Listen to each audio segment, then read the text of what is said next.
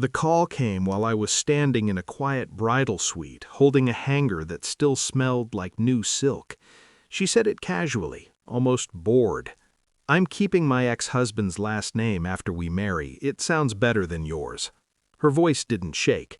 Mine didn't either. I nodded, even though she couldn't see me.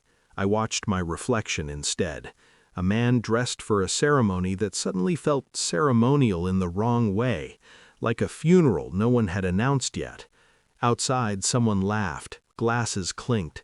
The dress hung there like a promise that had already expired. I waited for something inside me to react. Anger, jealousy, panic. Nothing came, just a cold settling behind my eyes. She kept talking, something about branding, about how her career had traction under that name, about how it was just paperwork. I said nothing. When the call ended, the silence felt heavier than the dress in my hands. That was the moment I stopped being a groom. That was when I became observant. I didn't confront her. I didn't ask follow-up questions. I smiled when she came home. I kissed her cheek the same way I always did. I let her believe the conversation had landed softly. Inside, my mind began rearranging old moments. The way she still flinched when her phone buzzed late at night. How she corrected people when they used my last name too early. How her ex-husband's mail still showed up and she never forwarded it. I had mistaken familiarity for closure. She spoke about him with practiced neutrality. No bitterness, no warmth, just a smooth absence of emotion that felt rehearsed. At dinner that night, she talked about seating charts, about flowers, about the cost of things. $20,000 for the dress. She said it like a flex. I watched how she said his last name when she mentioned old friends, how it rolled off her tongue without resistance. I realized something then. She wasn't holding on. She never let go. I didn't accuse. I didn't spiral. I started listening, really listening, to the pauses between her sentences, to the things she never explained. Betrayal rarely announces itself. It waits to be noticed. The next morning I returned the dress. No drama, no explanation. I signed the refund slip with steady hands. $20,000 slid back into my account like it had been waiting for me. From there I booked a solo trip to Paris. One seat, one name, mine. I did all of it quietly. No shared calendar updates, no excited announcements. I let her talk about honeymoons while I planned my disappearance. At night I watched her sleep and wondered who she dreamed of. I checked nothing that could leave a trace, no phone snooping, no messages sent from my device. I didn't need evidence yet. I needed confirmation. So I tested her. I mentioned changing my last name legally, just to see her reaction. Her eyes flickered, just a fraction. Enough. I told her my passport was delayed. She didn't ask why I was checking flight policies. When she spoke about the future, she spoke in plural terms that never quite included me. That was when I knew this wasn't sentiment, it was strategy.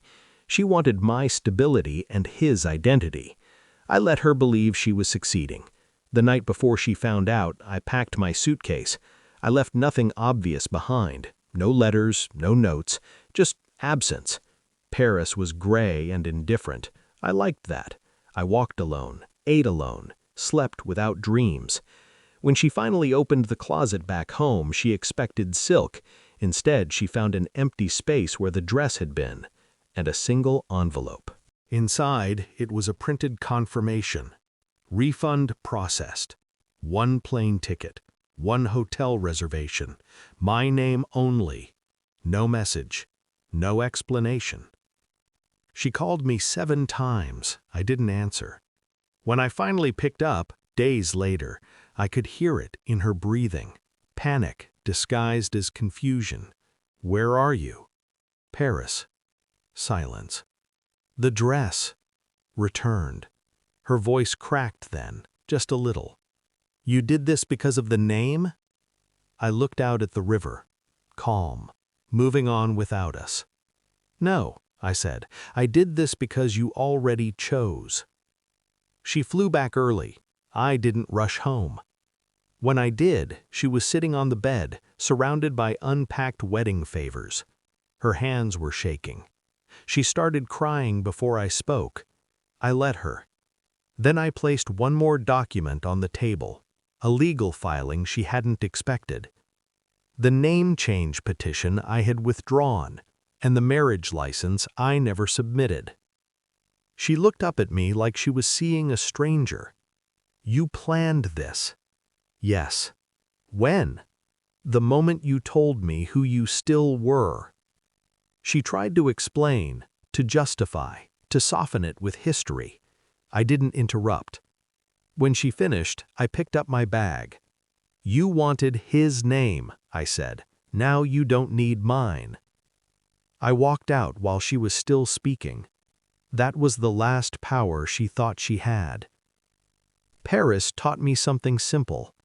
Some people don't betray you loudly. They do it politely, with smiles, with logistics. I don't hate her. Hate requires attachment. What I feel is cleaner. Detachment is the sharpest revenge because it leaves no echo to argue with. She kept his name. I kept my life. And that empty closet still says more than any apology ever could.